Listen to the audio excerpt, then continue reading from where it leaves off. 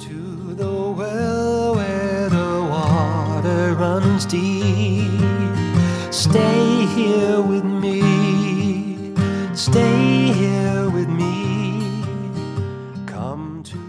Welcome once again, dear friends, to the Creative Recovery Initiative, where we create some space to consider addiction and alcoholism and the places, both creative and transformative, through which we seek our recovery and healing. In the next few episodes of the Creative Recovery Initiative, I'd like to share my story, what we in AA like to call my experience, strength, and hope.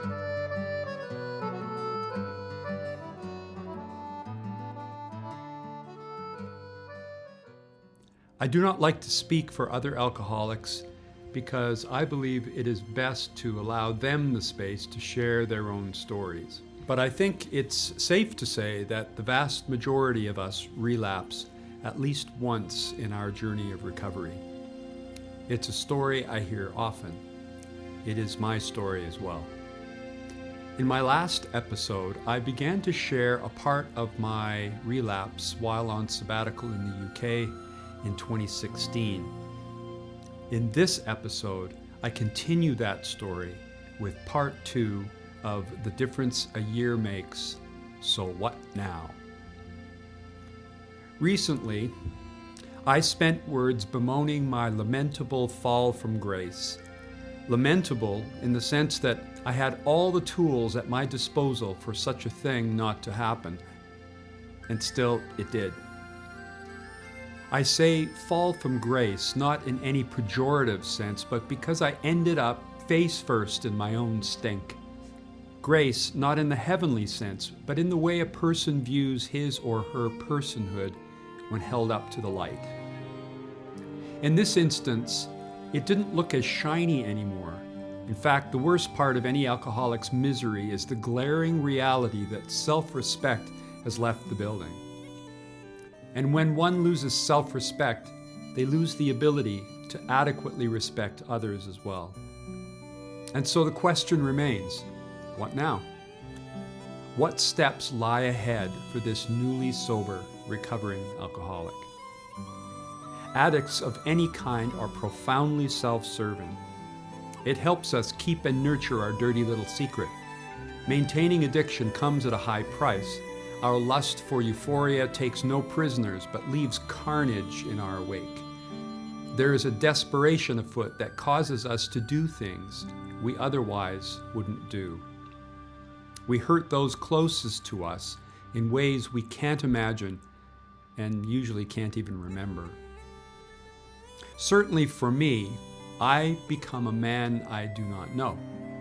Sometimes I do not like. I'm forced to live in a dark corner of my head that lacks judgment, wisdom, compassion, or boundaries. I latch onto whomever happens to be in the way, and like a Rottweiler on a kitten, drag them under the water with me. It forces everyone into codependency, slaves with me to a burden not theirs to bear. Then, morning after regret. The addict looks back over a smoldering wreckage of their name on it. Reputations, relationships, respect, sometimes even families all lie in ruins, taken captive by someone blissfully unaware of the carnage that ensued through their inebriated wizardry. Now, before this begins to sound like little more than addiction to self-pity, let me put on the brakes and reveal what is emerging in me. For reasons known only to my higher power, I have been continually surrounded by those who love me. They've stayed even through my worst days. Few truths are more life-changing than to awaken from addiction and see through the smoke and chaos the faces most precious, best known, eyes cast down and hurt, but still present.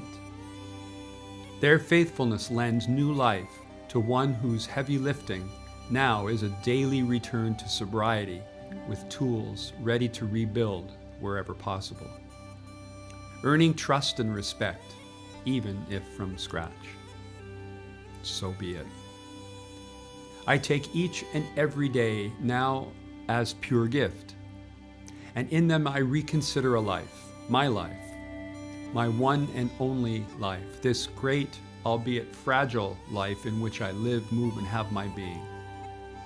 So what now? I lift up my head, newly clear, seeing the path ahead of me, and say in a steady, committed voice, "Hi, I'm Rob, and I'm an alcoholic. Better still, I'm a man beloved and embraced."